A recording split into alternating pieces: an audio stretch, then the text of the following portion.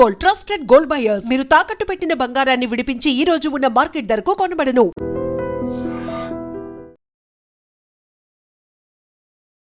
Welcome to iDream. ఈ రోజు మనతో పాటు అడ్వకేట్, రిలేషన్షిప్ ఎక్స్పర్ట్ ఉషశ్రీ గారు ఉన్నారు. మాట్లాడదాం. నమస్తే మ్యామ్. నమస్తే అను.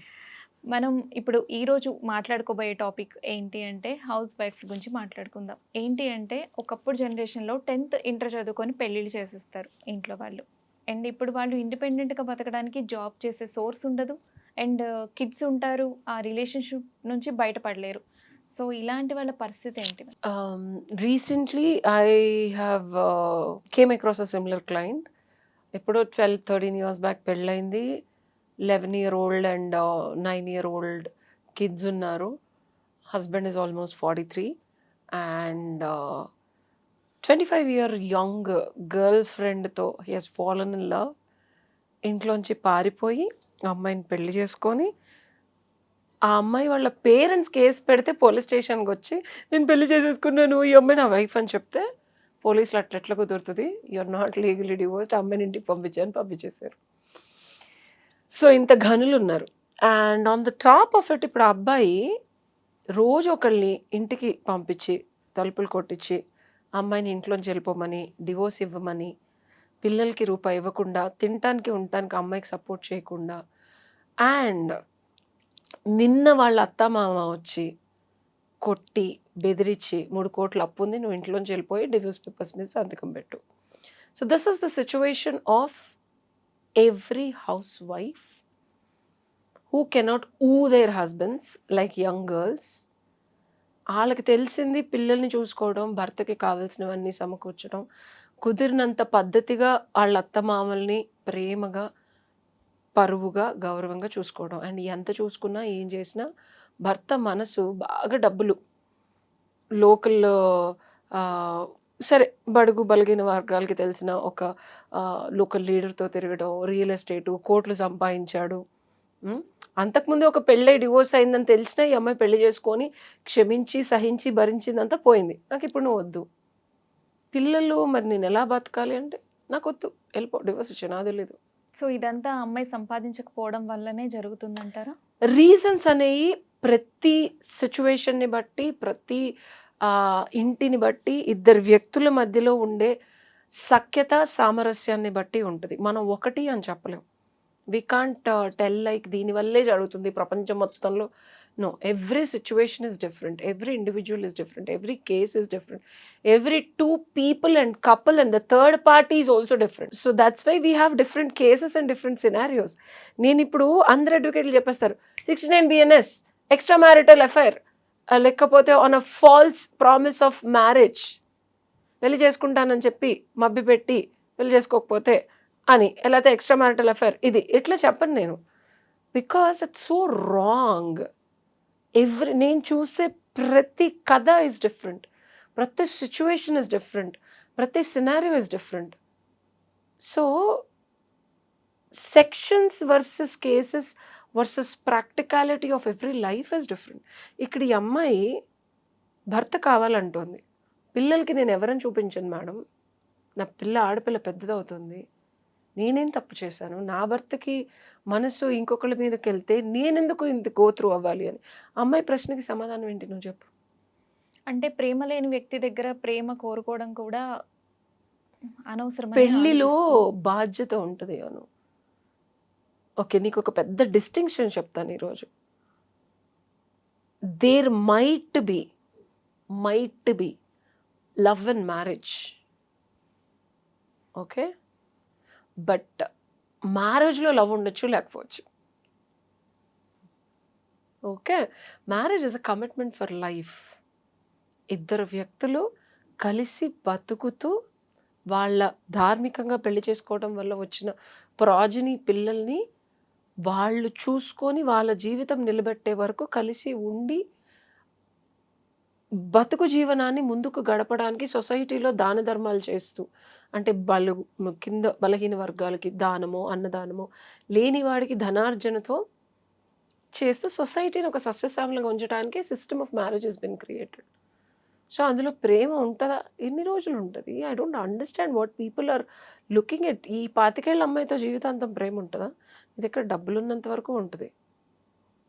I don't understand what men are also looking at. ఇద్దరు బిడ్డల జీవితానికి నువ్వే కర్త కర్మ క్రియ. ఆడపిల్ల బతికేమవుతుంది రేపొద్దున? ఇప్పుడు వాళ్ళకి ఫీజులు కట్టడానికి కూడా అమ్మాయి దగ్గర డబ్బులు లేవు. అంత బాధ్యత విహీనంగా బిహేవ్ సో చేస్తున్నాడంటే ఇక్కడ ఈమె కూడా డబ్బులు లేక అతన్ని క్వశ్చన్ చేస్తుంది, కానీ ఈమె క్యాపబుల్ అయితే క్వశ్చన్ చేస్తుందా? దట్ ఈస్, నేను ఒక్కటి చెప్తాను అను, ఈ అబ్బాయిలు నీలా మాట్లాడుతున్నారు. ఓకే, అంటే ఆల్రెడీ సంపాదిస్తుంది కదండి, మేము maintenance most of the divorce కేసెస్లో మేమెందుకు ఇవ్వాలి, ఆల్రెడీ సంపాదిస్తుంది. But it's the responsibility of a man to maintain a women, whether being in relationship and also out of the relationship అని కోర్టు వారు చెప్తున్నారు, నేను చెప్పట్లేదు. బట్ ఆ రెస్పాన్సిబిలిటీ వాళ్ళు ఫీల్ అవ్వట్లేదు. Exactly that is missing. So ఇక్కడ నేను చెప్పాలనుకుంది ఏంటంటే, ఇక్కడ మెన్ విమెన్ ఈక్వల్ కదా, మళ్ళీ మేము ఎందుకు చూసుకోవాలి మిమ్మల్ని లైఫ్ లాంగ్ అనే క్వశ్చన్ వాళ్ళకి వస్తుంది ఈ మధ్య. మరి మీతో పుట్టిన పిల్లల్ని ఎవరు చూసుకుంటాడు? మీ ప్రాజని, మీ బీజాలే కదా, వృక్షాలు అవుతున్నాయి కదా, ఎవరికేం పని? తల్లి కూడా అలా అనుకుంటే ఎందుకు కోర్టు వారు కూడా తల్లికే బిడ్డల్ని ఇస్తారంటే తల్లి అలా ఎప్పుడు అనుకోదు. తల్లికి పిల్లలు భారం అనుకోలేదు, కాదు. అనుకోలేదు. అడక్క తీసుకోనన్నా ఏదో ఒక రకంగా బిడ్డల్ని ఫీడ్ చేసే ఒక న్యాచురల్ ఎబిలిటీ ఆడాలనుకుంటుంది. అసలు అనుకోలేదు. బిడ్డకి ఏది మంచిదో అది చేస్తుంది, అంతేగాని బిడ్డకి జీవితం నాశనం అయిపోయే చాయిస్లు కానీ డెసిషన్స్ కానీ తీసుకోదు తల్లి. సో కాబట్టి ఆ న్యాచురల్ ఇన్స్టింక్ట్ మెన్కి లేకపోవడం, వీళ్ళు కాకపోతే నేను ఇంకో దాంతో కంటానని ఒక స్టూపిడ్ యాటిట్యూడ్తో ఇలా బిహేవ్ చేస్తున్నారు. ఇది లీగల్ రెమెడీస్ చాలా ఉన్నాయి ఇందులో, as per the law. Okay, they cannot marry. First of all అది వాయిడ్ అయిపోతుంది ఇంకొక అమ్మాయిని పెళ్లి చేసుకోవడం అనేది. అండ్ ఎలియేషన్ ఆఫ్ ఎఫెక్షన్, అమ్మాయి మీద మనం సివిల్ సూట్ వేసుకోవచ్చు, క్రిమినల్ సూట్ రాదు, because but that definitely is a ground for divorce. కానీ ఈ అమ్మాయికి డివోర్స్ వద్దంటుంది, నాకు భర్త కావాలంటుంది, అతనేమో డివోర్స్ ఇమ్మంటున్నాడు. ఈ సినారియోస్లో మనం 498 ఫైల్ చేసుకోవచ్చు, డొమెస్టిక్ వైలెన్స్ ఫైల్ చేసుకోవచ్చు. బికాస్ వైలెన్స్ డజంట్ నీడ్ కొట్టడమే కాదు, ఎకనామికల్ క్రూయాలిటీ. ఏంటది? Economical cruelty. He's showing the biggest ground here is an economical cruelty, mental cruelty. రెగ్యులర్గా Emotional. మనుషుల్ని పంపించి అమ్మాయిని థ్రెట్ చేయటం, చంపేస్తానంటాం డివోర్స్ ఇవ్వకపోతే. అండ్ పోలీసు వాళ్ళు కూడా కేసు తీసుకోవడానికి తటపటాయిస్తున్నారు, బికాస్ ఈ kind of influence, local influence కాబట్టి. సో ఇట్లాంటి సినారియోస్లో షీ కెన్ డూ ఇట్. ఒక దాఖలా నెక్స్ట్, ఇప్పుడు ఎస్ఐ గారు తీసుకోలేదనుకో, నెక్స్ట్ ఎస్హెచ్ఓ గారి దగ్గరికి వెళ్ళి, ఎస్హెచ్ఓ గారు కూడా, లేకపోతే సిఏ గారి దగ్గరికి, అట్లా. సో నెక్స్ట్ ఏసీపీ గారి దగ్గరికి వెళ్ళి, తర్వాత సిపి గారి దగ్గర, అలా నెక్స్ట్ అథారిటీ ఎవరైతే ఉంటారో వాళ్ళ దగ్గరికి వెళ్ళి దాఖలా చేసుకోవచ్చు మనం. లేదు ఇదంతా కూడా అవ్వకుండా ఉండదు, తీసుకుంటారు. అవ్వలేదు అంటే మన కోర్టు వారి నుంచి కూడా ఉత్తర్వులు జారీ చేయించవచ్చు, పలానా వాళ్ళ పెయిన్ అండ్ యాగనీ ఇలా ఉంది, ఎఫ్ఐఆర్ రిజిస్టర్ చేయండి అని. So this is the remedy for హౌస్ వైఫ్స్, వేర్ వాళ్ళకి ఎక్కడికి వెళ్ళాలో తెలీదు చాలామందికి.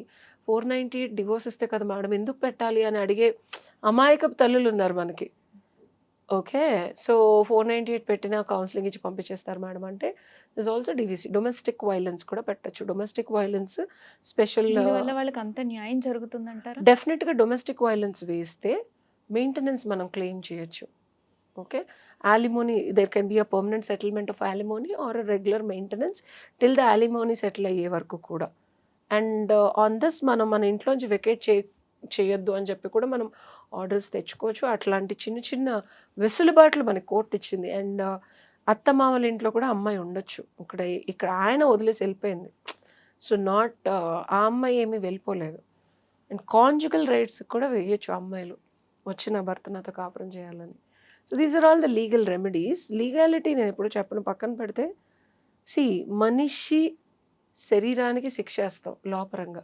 నా దృష్టిలో ఏంటంటే మనిషి మనసు మారాలి అంటే దట్స్ వాట్ ఐ డూ. ఇరువైపులా మాట్లాడతాను నేను. మోస్ట్ ఆఫ్ ద అడ్వకేట్స్ ఏం చేస్తారంటే, ఇటువైపు వేసామా, కేసు వేసామా, పంపించేసామా, ఓకే నెక్స్ట్ అంటారు.